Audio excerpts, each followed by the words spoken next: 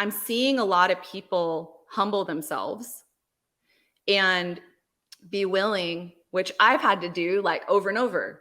I've had like various humblings over the course of my. Don't you just love it, Rhema? All the time. I feel like I'm fun. like, dang. I have a tattoo that says "Get Lower" because God told me to write this on my arm. A couple of years ago when I was going through this crazy season, when it kind of began. We've talked about that before, how we both had like this 8-year season of just like, what the heck? Yeah. And the ultra wilderness. Yeah. The ultra wilderness. Yeah. Like, is there even any water? Am I going to die out here? And God's like, maybe, hopefully. Yeah. So that's the idea.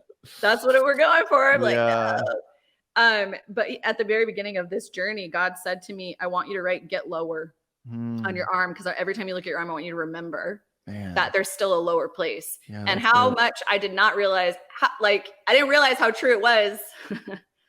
Where it's like, you're like, oh, I'm so humble. I'm just like doing so good. Blah, blah, blah. And God's like, you're still full of pride. And you're like, what? Like, and it's like deeper repentance, deeper. And it's constant. Like, I'm not there yet still. Yeah. I got a prophetic word from someone that said the door is in the floor, and it was the same idea basically. And I was just like, man, okay, here we go, God. You're like, can I get off the floor for a minute? It's like, nope. Yeah, no. And honestly, one of the things kind of on this topic with God, kind of bringing humility and kind of just reaching out, I think, in a really loving way to so many leaders right now, just being like, will you come with me into this new territory?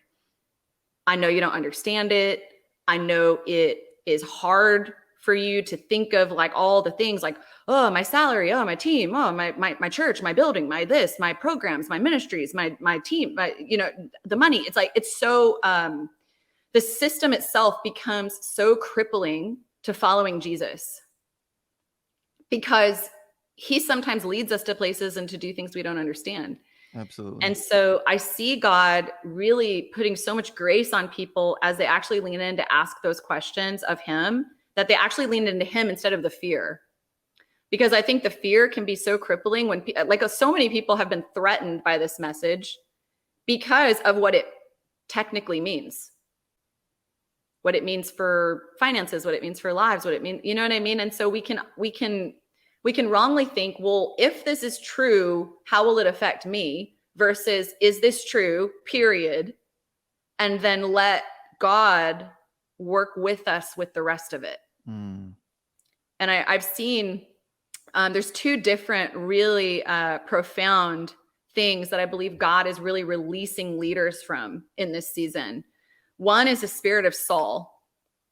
And we know that we're coming into a new time where, yes, I'll release the keys of the house of David, and and this tabernacle understanding of the throne room, right? That God is wanting to bring us into this understanding that his presence and the person of Jesus is at the center of everything for the church, right? And that's the revelation of the tabernacle.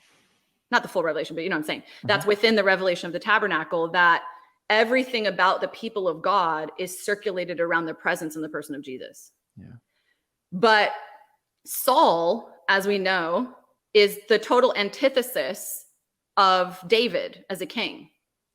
And when a leader is operating under that spirit, there's actually like a disillusionment to like the presence of God. You can read about it in John, or sorry, not in John, in 1 Samuel. I have it on John for something else.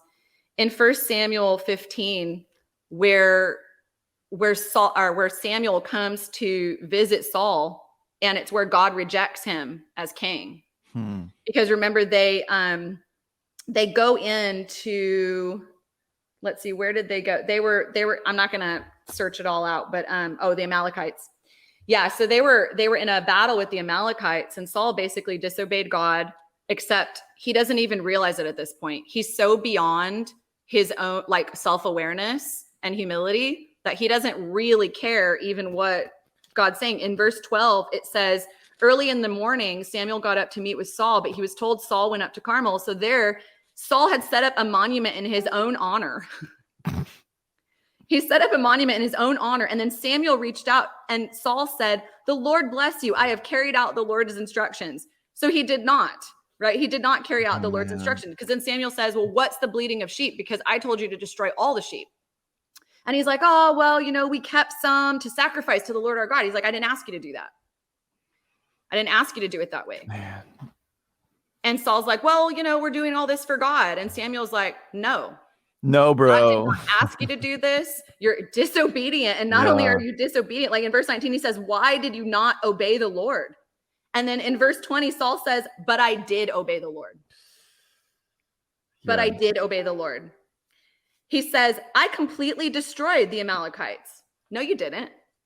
So he's in self-deception, which is really what that spirit is. It's like you actually genuinely believe that you are doing everything for God, but God is saying, I am not asking you to do this stuff. And even when I tell you to stop it, you reply to me, you're doing it for me. Man. See, here's the thing. We can look at Saul and we can go, stupid Saul, being an idiot as per usual. But if you can't see, like, we all have the ability to do this. And I've done stuff like this with the Lord in the past. And so it's a very I see it and I'm like, it's ridiculous, but I've done stuff like that. I think a lot of people have, where we're like, I'm doing this for you, when we're not. So yeah, we're doing it for us. Yeah. Right. Like he literally at the beginning of the story sets up a monument for his own honor. It's like, oh my goodness. And this is the same chapter where it says in verse 22, where Samuel says to him, does the Lord delight in burnt offerings and sacrifices as much as in obedience? Right. So this is that's why, and he says, no, I saved the sheep so I could sacrifice them to God. And Samuel's like, God didn't ask you for that sacrifice. He asked you to completely annihilate them. And does he like sacrifice more than obedience? In other words, he wanted you to do what he said, not to do what you think he wanted you to do. And then in 23, that's where it says, for rebellion is like the sin of divination, and arrogance, the evil of idolatry. Because you have rejected the word of the Lord, he's rejected you as king. And so it's the same thing.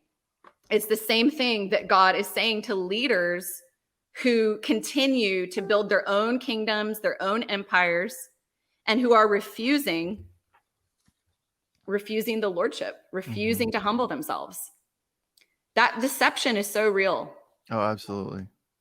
It's so real. Yeah.